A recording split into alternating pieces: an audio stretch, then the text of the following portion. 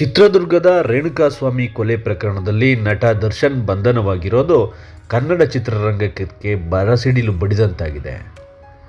ದರ್ಶನ್ ಬಂಧನ ಪ್ರಕರಣದ ಬಗ್ಗೆ ಇದೇ ಮೊದಲ ಬಾರಿ ನಟ ಸುದೀಪ್ ಪ್ರತಿಕ್ರಿಯೆ ನೀಡಿದ್ದು ಹಲವು ಪ್ರಶ್ನೆಗಳಿಗೆ ಉತ್ತರವನ್ನು ನೀಡಿದ್ದಾರೆ. ರೇಣುಕಾಸ್ವಾಮಿ ಕೊಲೆ ಪ್ರಕರಣದ ಬಗ್ಗೆ ಸುದೀಪ್ ಮಾತನಾಡಿ, ಕೊಲೆಯಾಗಿರುವ ರೇಣುಕಾಸ್ವಾಮಿಗೆ ಮತ್ತು ಆತನ ಕುಟುಂಬಕ್ಕೆ ನ್ಯಾಯ ಸಿಗಬೇಕು ಎಂದು ಹೇಳಿರುವುದು ಅಭಿಮಾನಿಗಳಲ್ಲಿ ಆತ್ಮವಿಶ್ವಾಸ ಮೂಡಿಸಿದೆ.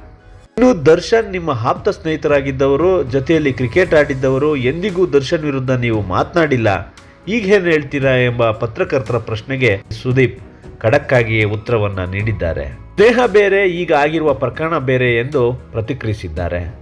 ರೇಣುಕಾಸ್ವಾಮಿ ಬಾಳಿ ಬದುಕಬೇಕಾಗಿದ್ದ ಯುವಕ, ಆತನ ಸಾವಿಗೆ ನ್ಯಾಯ ಸಿಗಬೇಕು. ಗರ್ಭಿಣಿಯಾಗಿರುವ ಆತನ ಪತ್ನಿ ಮತ್ತು ಹುಟ್ಟುವ ಮಗುವಿಗೆ ಕೂಡ ನ್ಯಾಯ ಸಿಗಬೇಕು ಎಂದು ಚಿತ್ರರಂಗದಿಂದ ದರ್ಶನ್ ಬ್ಯಾನ್ ಮಾಡಬೇಕು ಎಂಬ ಒತ್ತಾಯ ಕೇಳಿ ಬರುತ್ತಿರುವ ಬಗ್ಗೆಯೂ ಸುದೀಪ್ ಮಾತನಾಡಿದ್ದಾರೆ. ಬ್ಯಾನ್ ಮಾಡಲು ನಮಗೆ ಅಧಿಕಾರ ಇಲ್ಲ. ದರ್ಶನ್ ಈ ಪ್ರಕರಣದಿಂದ ಹೊರಬಂದರೆ ಬ್ಯಾನ್ ಮಾಡಲಾಗದು.